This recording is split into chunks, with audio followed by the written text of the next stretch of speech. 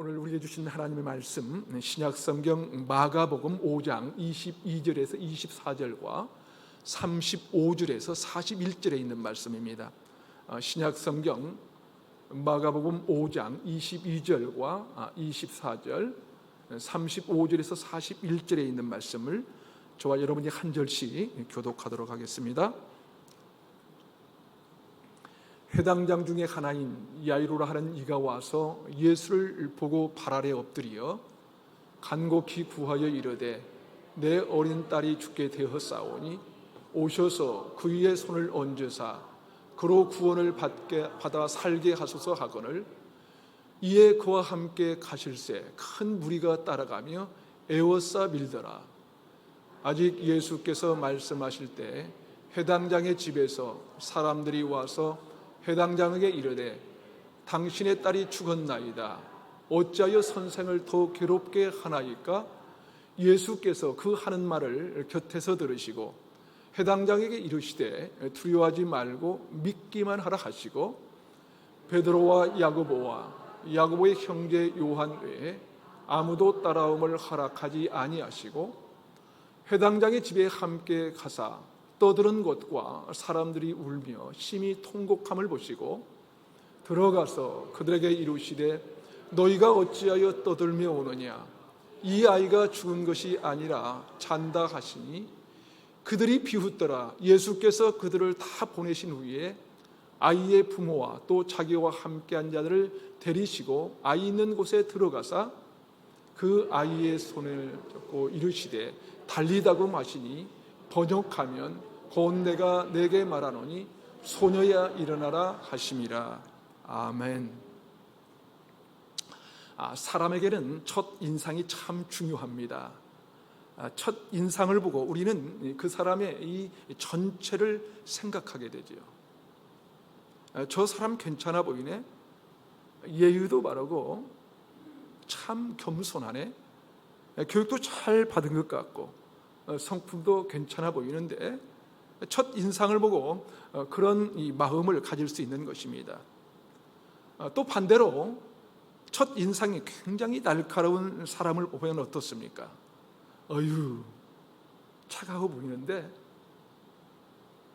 저 사람하고 가까이 하기는 어렵겠는데 그런 마음이 들기도 하죠.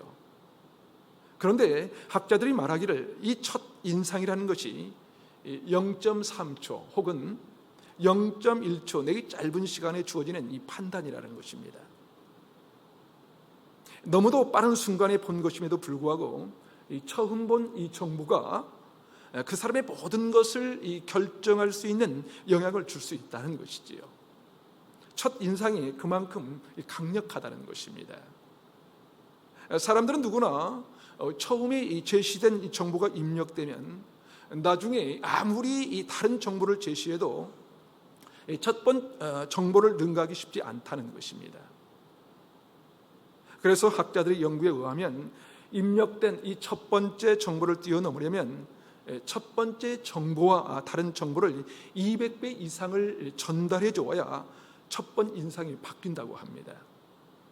예를 들어서 그 사람에게 좋은 인상이 첫 번째 있었다면 만약 그 사람이 좋지 않다는 것을 증명을 하려면 200개 그 이상의 안 좋은 정보들이 계속 주어져야지만 그제서야 사람이 마음을 바꾼다는 거예요. 이것을 심리학에서는 초두 효과라고 합니다. 처음 초, 머리 두자. 그러니까 처음에 주어진 그 어떤 인상이 굉장히 중요하다는 것이지요. 그런데 직장에서 이 사원들을 뽑기 위해 면접하는 이 면접관의 이 평가에 의하면 처음 받은 인상을 통하여 주어진 그것이 얼마나 이 정확한가 이 확인해 봤더니 65%가 틀리더라는 것입니다.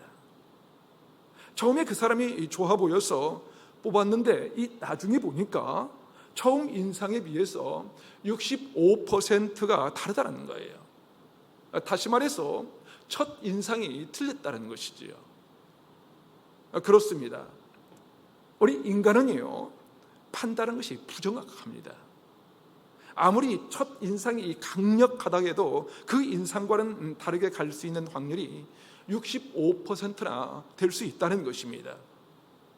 첫 번 인상, 이 초두 효과와 더불어 또 다른 심리학 용어가 있는데 그것은 이 빈발 효과라는 거예요. 이 빈발 효과. 빈발 이 효과라는 것은 처음 본 인상과 다른 모습을 계속해서 이 빈번하게 보여주면 달라진다는 것입니다. 어떤 사람이 처음 인상이 별로였는데 계속 빈번하게 보니까 괜찮아요. 또 만났는데 정말 괜찮은 거예요. 그러다가 어떤 일처리 하는 것을 보니까 이 사람 정말 괜찮은데, 다시 말해서 자꾸 빈번하게 만나 새로운 것을 보다 보면 처음 느낀 이 초두 효과보다 자주 보는 빈발 효과가 더 강력하다는 것입니다. 무슨 말일까요? 우리 인간의 판단은 절대 정확하지 않다는 거예요. 정확한 것 같지만 65%가 틀릴 수가 있고요. 처음엔 좋지 않았지만 계속해서 이 좋은 모습을 보게 되면 나중에는 마음이 바뀔 수도 있다는 거예요. 또 좋은 것임에도 불구하고 나쁜 얘기를 빈번하게 계속해서 가게 되면 나쁜 것으로 바뀔 수도 있다는 것이지요. 그렇습니다. 우리 인간의 판단은 절대 정확하지 않습니다. 다시 말해서 인간은 모든 문제를 해결할 수 있는 마스터키를 가질 수 있는 존재가 아니라는 것이지요. 왜냐하면 인간의 이 판단의 능력은 그 정도밖에 안 되거든요. 오늘 말씀은 회당장 야이로와 그의 딸의 이야기인데요. 당시 이 회당장이라는 직책은 유대 공동체에서 가장 영향력 있는 인물 중에 하나였습니다.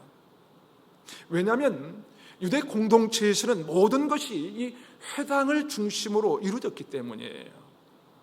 다시 말해서 모든 종교적인 의식, 모든 지적인 활동, 모든 이 사회적인 행위조차 회당을 중심으로 이루어지기 때문에 회당을 책임지고 있는 회당장의 존재는 그 지역에서 가장 중요하고도 가장 영향 있는 인물로 평가되었던 것입니다.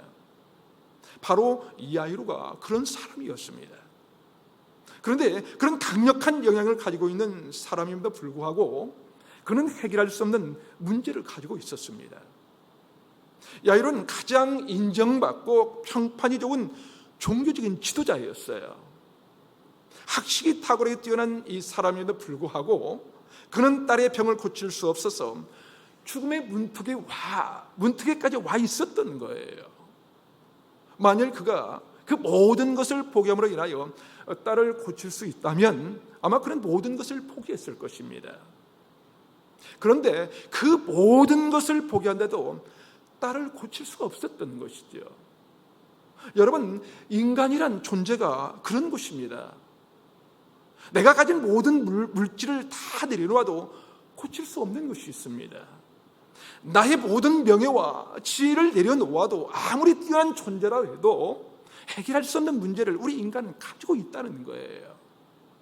그래서 오늘 성경은 인간이 할 수 없음과 주님의 할 수 있음을 대비시켜 말씀하고 있습니다. 아무리 괜찮은 존재여도 아무리 많은 이 재산을 소유해 있다 하더라도 사람은 누구를 막론하고 마스터키를 가지고 있지 않다는 것이죠. 그러나 주님께 해결할 수 없는 그 문제를 가지고 나아간다면 그분은 모든 것을 해결할 수 있는 그 해결의 마스터키를 가지고 계십니다. 그러기에 능히 하실 수 있는 주님께 나아가는 것, 그것이 바로 믿음입니다.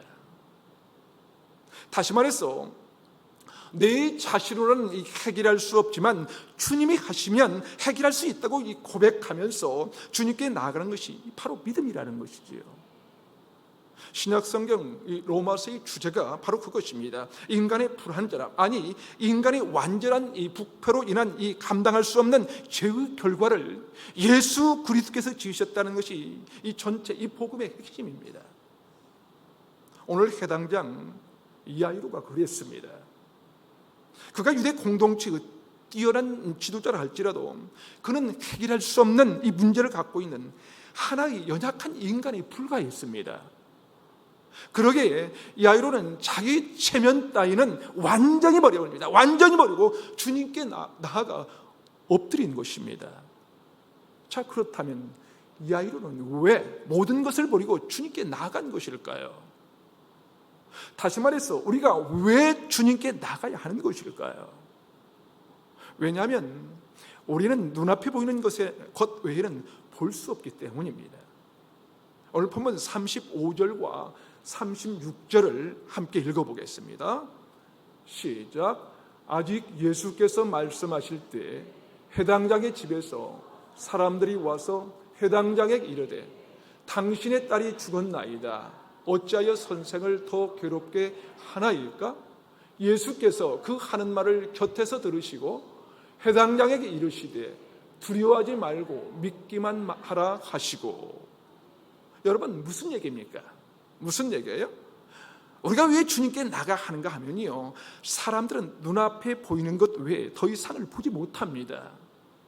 그러나 주님은 눈앞에 보이는 것 그 너머까지 볼 수 있기 때문에, 눈앞에 보이는 것이 죽음이라 할지라도 죽음 너머까지 보실 수 있는 분이기 때문이에요. 그러기에 우리가 그 주님 앞에 나가야 하는 것입니다. 오늘 본문의 내용은 이렇게 기록합니다. 모든 것을 가진 자였지만 병든 어린 딸 하나 고칠 수 없는 회당장 야이로가 많은 사람들이 보는 앞에서 예수님 앞에 엎드려 간곡히 간청합니다. 마가복음 5장 23절은 이렇게 기록하고 있죠. 간곡히 구하여 이르되 내 어린 딸이 죽게 되었사오니 오셔서 그 위에 손을 얹으사 그로 구원을 받아 살게 하소서 하거늘. 여러분, 야이로에게는 어떤 믿음이 있었습니까? 어떤 믿음이었습니까? 회당장 야이로는 예수께서 그 손을 딸의 몸 위에 얹으면 회복될 것이라는 믿음을 가지고 있었습니다. 야이로의 간청은 확신적이고 매우 구체적이었어요.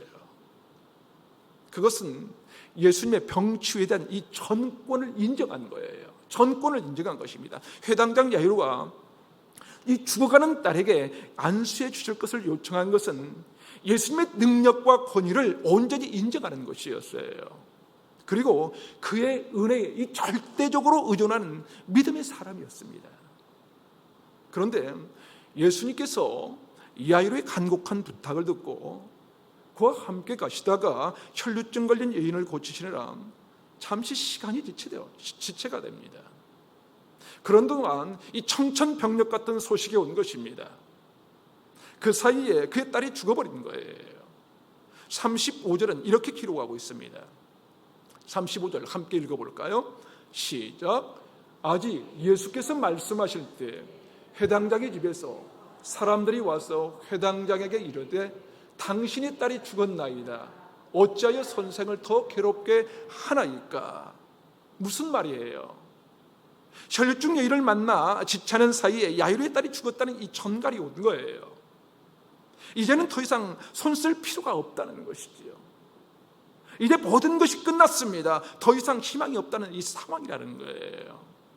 그러니 더 이상 예수를 귀찮게 하지 말고 예수님 와봤자 소용이 없다는 것이죠. 야이로의 집 사람들은 죽음이 모든 것의 끝이라고 생각했던 것이죠. 여러분, 이게 사람이에요. 사람은 드러난 천상만 보는 것입니다. 눈앞에 나타나는 것만 확인하면 끝인 거예요. 보이는 것이 전부인 거예요. 야이로의 딸이 죽었으니 이제는 다 끝났다는 것입니다. 그러니 예수님이 오실 필요조차 없다는 거예요. 이미 죽었는데 오셔서 뭘 하시겠어요? 라고 말하는 것이죠. 그런데 주님은요, 보이는 것, 이 너머에 있는 것을 보시는 분이십니다. 야이로의 딸이 이미 죽었는데 회당장에게 주님은 뭐라고 하십니까? 마가복음 5장 36절입니다. 함께 읽어보겠습니다. 시작. 예수께서 그 하는 말을 곁에서 들으시고 회당장에게 이르시되 두려워하지 말고 믿기만 하라 하시고. 주님은 야이로의 딸이 죽었다는 그들의 말을 무시합니다. 그리고는 딸의 죽음 소식 앞에 절망하고 있는 야이로에게 말씀하며 뭐라고 합니까? 두려워하지 말고 믿기만 하라는 거예요. 죽음의 소식에 흔들리지 말라는 것이지요. 지금까지 나를 향해 지니고 있었던 그 믿음을 계속해서 지키라는 거예요. 죽음을 뛰어넘는 이 초월적인 이 주님의 능력을 계속해서 바라보라는 거예요. 그리고는 베드로와 야고보와 요한을 데리고 회당장의 집으로 함께 가십니다.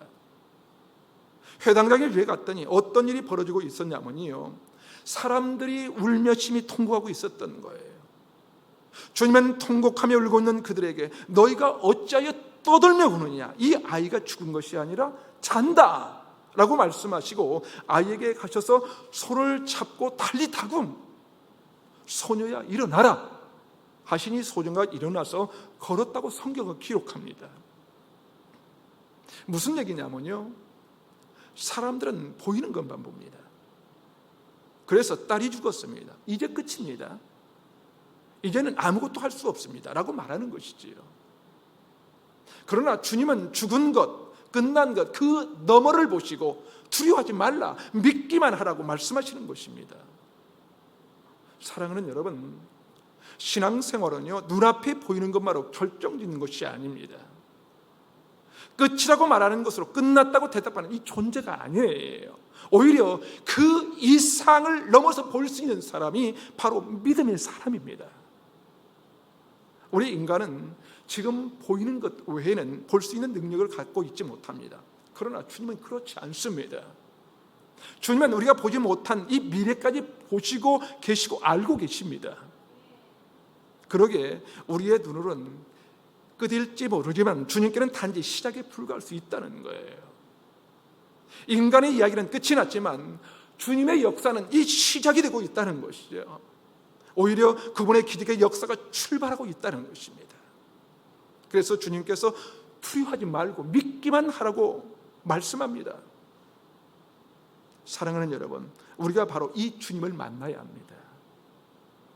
왜냐하면 그분이 우리의 미래를 꿰뚫고 계시기 때문에 그래요. 인간으로 끝인 순간도 주님께서는 기적의 시작일 수가 있거든요. 바로 이 믿음이 우리에게 필요하다는 거예요. 사랑하는 여러분, 이 보이는 현상이 아니라 죽음 앞에서도 두려워하지 말고 믿기만 하라는 이 주님의 말씀을 의지하는 그런 믿음을 가지고 날마다 주님께 나아가는 저와 여러분이 되시기를 주님의 이름으로 축원합니다. 한 걸음 더 나아가서, 그렇다면 우리가 주님께 나아가려면 무엇이 필요한 것일까요? 다시 말해서 두려워하지 말고 믿기만 하라고 하시는 말씀을 믿는 믿음으로 주님께 나아가려면 어떻게 하는 것일까요? 주님의 마음, 주님의 생각, 주님의 계획을 알아야 합니다.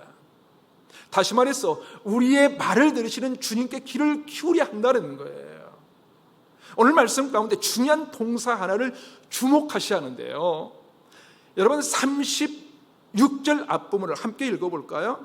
함께 한번 읽어보겠습니다. 시작. 예수께서 그 하는 말을 곁에서 들으시고, 거기까지요.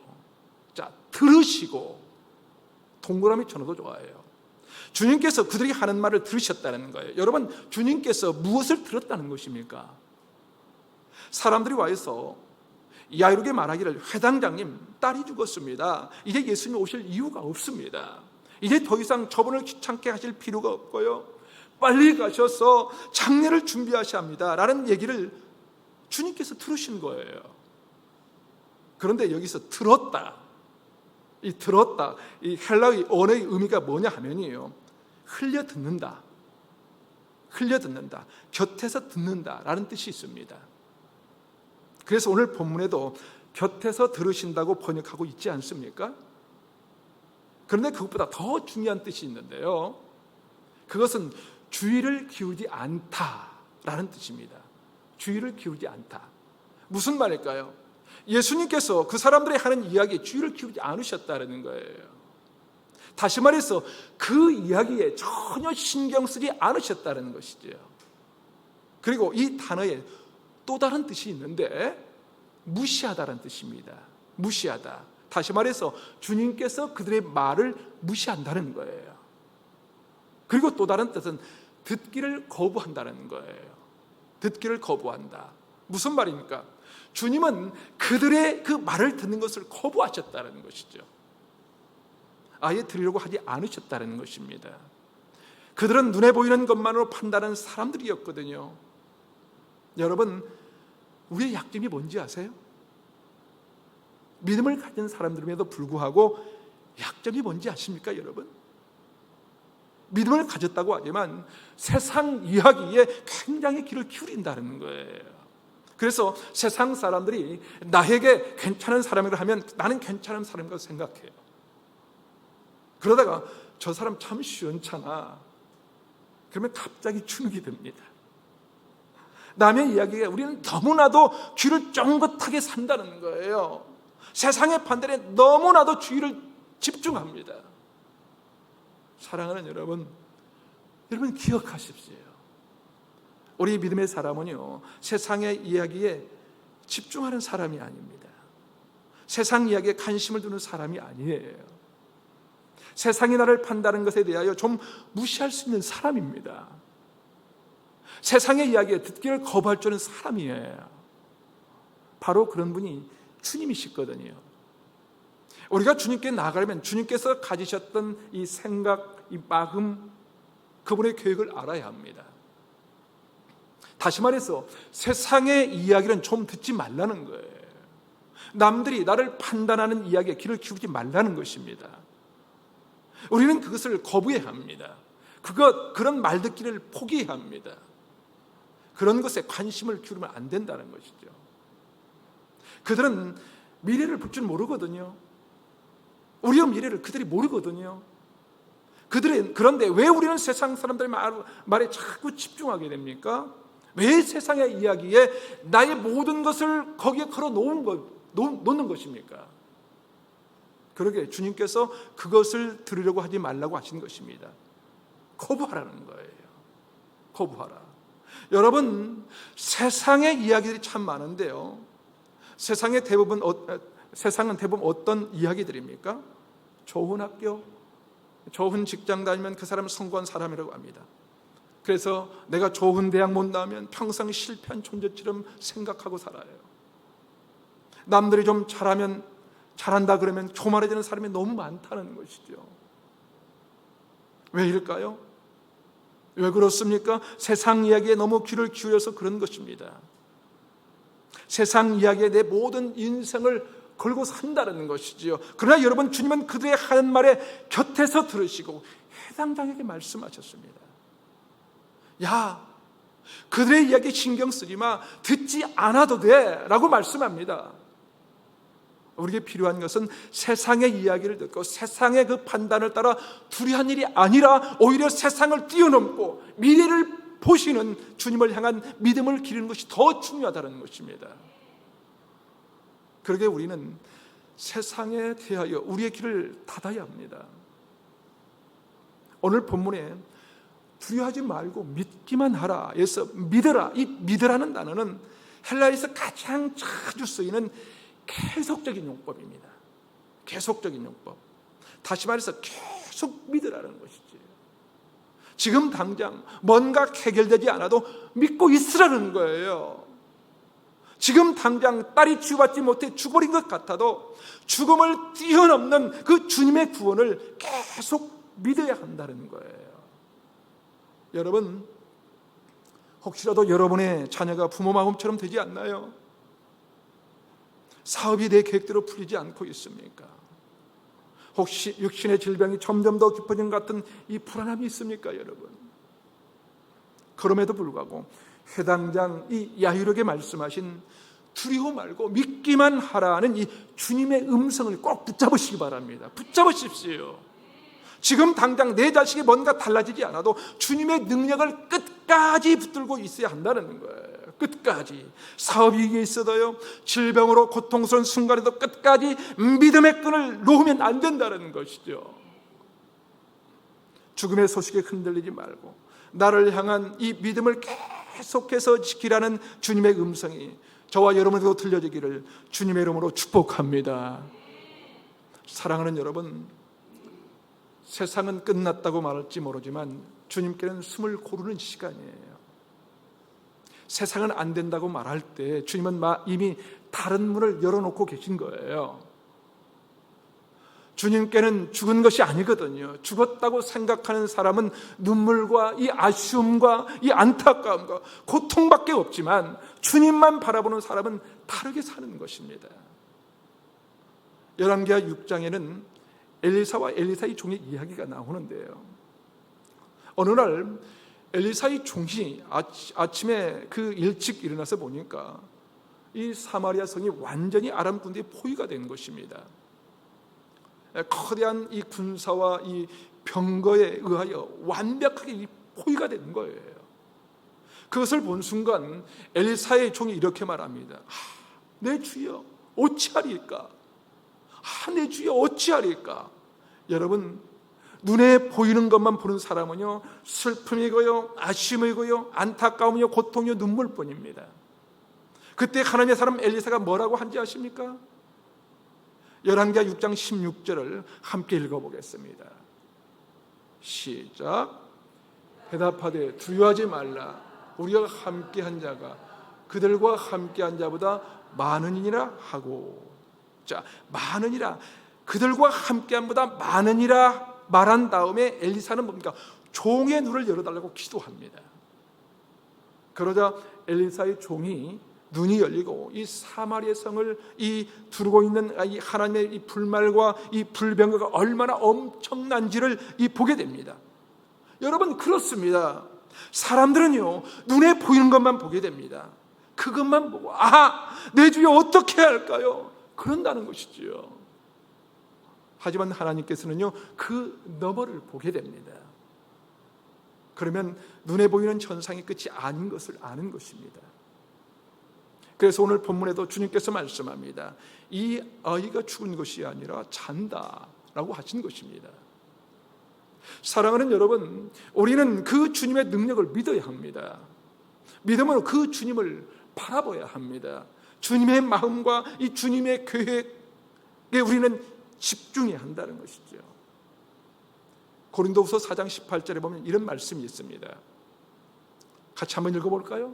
4장 18절 시작. 우리가 주목하는 것은 보이는 것이 아니요 보이지 않는 것이니 보이는 것은 잠깐이요 보이지 않는 것은 영원함이라. 여러분, 우리는 무엇에 주목해야 하냐면요, 보이는 것에 주목하는 것이 아니에요. 보이는 좋은 대학에 들어갔다, 좋은 직장에 들어갔다, 돈 좀 벌었다, 좋은 집, 좋은 차를 샀다, 그게 아니라는 거예요. 그것이 아니다. 우리가 보이지 않는 그것을 보는 것입니다. 왜냐하면 보이는 것은 잠깐이거든요. 여러분, 좋은 차를 사셨어요. 새 차를 살 때 얼마나 좋으셨습니까? 기분이 너무 좋습니다. 하지만 그것이 몇 달이 갑니까? 몇 달, 몇 년간 지속적으로 가든가요? 잠깐이에요. 잠깐은 참 좋습니다. 그러나 시간이 지날수록 아무것도 아니에요. 주님은 이 아이가 죽은 것이 아니라 찬다고 말씀합니다. 그렇게 여러분, 보이는 것만 보는 세상 사람들의 이야기에 귀를 기울여다가 두려워하고 절망하면서 낙심하면서 사는 인생 되지 마시기를 바랍니다. 그런 인생이 되면 안 돼요. 죽음이라는 끝을 보면서도 두려워하지 말고 믿기만 하라. 죽는 것이 아니라 이 잔다고 말씀하시는 주님의 능력을 믿으셔야 됩니다. 신앙은 그런 것입니다. 그렇게 점점 더 담대한 인생을 살아가는 거예요. 유대인의 집단 그 학살 공간의 벽에 이런 글이 쓰여 있다는 것을 들어보셨습니까? 태양빛이 비치지 않는다 하더라도 나는 태양이 있음을 믿는다. 사랑이 보여지지 않는다고 할지라도 나는 사랑이 있음을 믿는다. 하나님께서 말씀하지 않으셔도 나는 하나님이 계심을 믿는다. 여러분, 그것이 신앙인의 삶이 아닐까요? 여러분, 안 보인다고 없는 것입니까? 그러나요? 안 보이면 끝인가요? 지금 안 된다고 그 자식이 평생 안 되는 것일까요? 그렇지 않아요. 왜 지금 보이는 것에 세상 사람들의 판단에 세상 사람들의 이야기에 귀를 기울이며 사십니까? 주님의 말씀에 귀를 여시기 바랍니다. 주님의 말씀에 내 영혼의 문을 여십시오. 지금 눈에 보이는 현상이 세상의 소리가 아니라 주님의 말씀에 귀를 기울이며 하나님의 행하실 일을 보실 수 있기를 바랍니다. 주님의 마음과 주님의 계획을 보실 수 있기를 바랍니다. 주님은요, 죽은 소녀의 손을 잡으셨던 것처럼 절망 속에 헤매는 영혼들의 손을 부드럽게 잡으시는 분이시거든요. 그리고 그 잡은 손으로 우리를 참 생명의 길로 인도하시는 분이십니다. 사랑하는 여러분, 우리는요, 사실 예수님과 함께 십자가에 못 박힘으로 이미 죽음을 경험한 사람들입니다. 그리고 이 죽음은 한 번으로 끝나지 않고 매일 반복됩니다. 그것은 매일 내 육체의 정과 욕심을 십자가에 못 박는다는 것이죠. 고린도전서 15장 31절에 보면 사도 바울이 장차 올 부활에 대해서 말하면서 나는 매일 죽노라고 고백합니다. 바울은 예수님 안에 있는 참되고 영원한 생명을 쫓아 살았던 것이죠. 죽음의 시련이야말로 참된 믿음의 시작이기 때문입니다. 우리가 날마다 그 믿음으로 주님께 나아가는 삶을 살아가기 원합니다. 그럴 때 저와 여러분에게는 이 달리다곰의 그 역사가 일어날 것입니다. 그 은혜를 경험하고 누리며 사는 저와 여러분이 되시기를 주님의 이름으로 축원합니다. 아멘.